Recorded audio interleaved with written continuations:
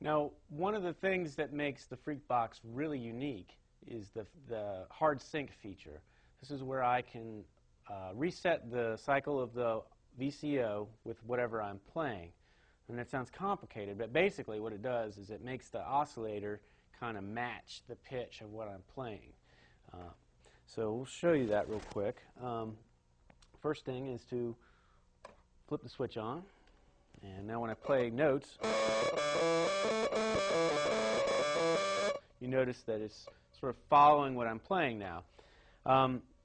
So the coolest thing about sync, though, is not just setting it up. I mean, you can use it for kind of a crude distortion effect.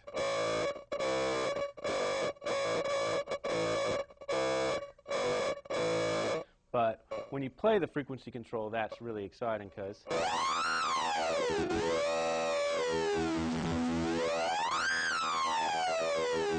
you hear how it sounds like I'm sweeping through the harmonics of the signals. It means every time the oscillator's at a frequency equal to a harmonic of what I'm playing, it sounds like it's reinforcing that harmonic. It's kind of one of the things that makes hard sync sound so cool. There's a few things to keep in mind when you're using hard sync. One is that you want to keep the oscillator at a higher frequency than whatever you're playing. For instance, now you can hear it. But if I'm using the oscillator as a square wave and I go below the frequency, you'll hear it cut out.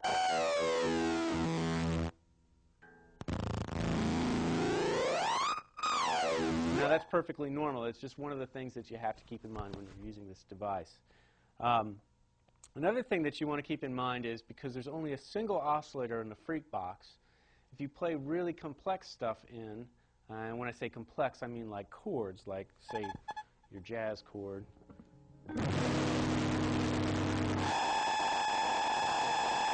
Well, that doesn't really track individual frequencies within a chord. So your best bet is to play simple chords like fifths or to play single note lines.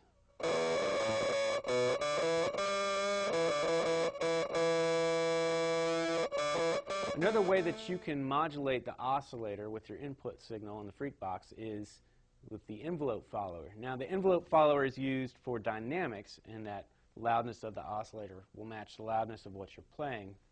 You can also use that signal, though, to modulate the frequency of the oscillator. And that's done with this control, envelope amount. As I turn it up, I will apply more of the envelope follower signal to control the frequency of the oscillator. Now it's added to the frequency of the oscillator, so I will set this for my lowest pitch that I want, and now you'll hear the pitch change as I hit a string. It's following the shape of the guitar note. And if I play really quietly, the frequency is lower. If I really smack the string, the frequency goes up. So that's kind of a goofy sound right there that I've got going on. When I add oscillator sync, though, it gets kind of interesting. That means that dynamically I'm controlling the frequency. It's sort of like my loudness is turning this knob up and down. But it's also synced to what I'm playing, so it's still kind of in pitch with what I'm playing. So you get this interesting dynamic effect.